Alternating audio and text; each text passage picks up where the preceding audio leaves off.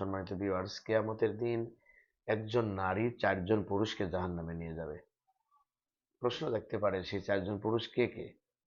এক নম্বর হলো তার জন্মদাতা বাবা, দ্বিতীয় নাম্বার হলো তার বড় ভাই, তৃতীয় নাম্বার হলো তার স্বামী এবং তার চতুর্থ নাম্বার হলো তার সন্তান। আমরা যদি সংক্ষেপে ব্যাখ্যা বলি তাহলে কেন এদেরকে জাহান্নামে নিয়ে যাওয়া হবে? বাবার দায়িত্ব ছিল কন্যাকে জন্ম দেওয়ার পরে তাকে সুশিক্ষায় শিক্ষিত করে ইসলামী পরিবেশে মানুষ করে আহ আপনার সৎপাত্রের হাতে তুলে দেওয়া। বাবার যদি সেটা ব্যর্থ হয় তাহলে দায়িত্ব ছিল বড় ভাইয়ের।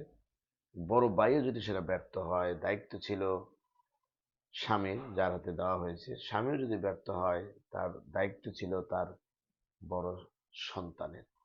সুতরাং এই দায়িত্ব যদি সে পালন না করতে পারে, যেহেতু মেয়েটি জাহান্নামে যাবে, সে এই পথভ্রষ্ট হওয়ার কারণে কিয়ামতের দিন আল্লাহ তাআলার কাছে অবশ্যই তাকেও এই জবাবদিহিতার যখন চাওয়া হবে তখন তিনি এই ব্যক্তিগুলোর জন্য আল্লাহর কাছে মামলা দায়ের করবে।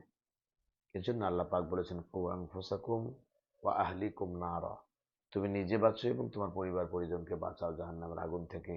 সুতরাং এই ধরনের পরিবেশ থেকে আমরা মুক্ত হয়ে যেন আমাদের সন্তান সন্ততিদেরকে সবাইকে দ্বীনের রাস্তায়, বিশেষ করে আমরা যেন ইসলাম এডুকেশন যেটা আছে সেটা যেন আমরা একটু ফলো করাতে পারি। ইসলামিক বই পুস্তক পড়ানো, বিভিন্নভাবে তাফসির গ্রন্থ এবং বিভিন্ন ইসলামী ইতিহাস, এগুলো যেন বাচ্চাদের কাছে তুলে ধরতে পারি।